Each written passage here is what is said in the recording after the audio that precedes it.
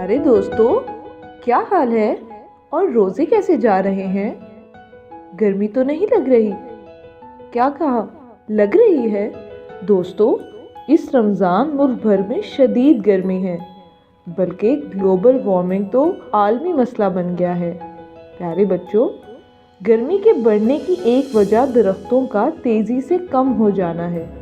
दरख्त हमें ऑक्सीजन फराहम करते हैं और कार्बन डाइऑक्साइड को जज़्ब करके मौसम को एतदाल में रखते हैं।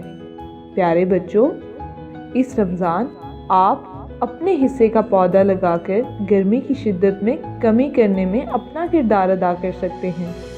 ना सिर्फ खुद पौधा लगाएं, बल्कि अपने दोस्तों से भी कहें कि वो भी अपने हिस्से का पौधा लगाएं और इस रमज़ान डबल नेकी कमाएं।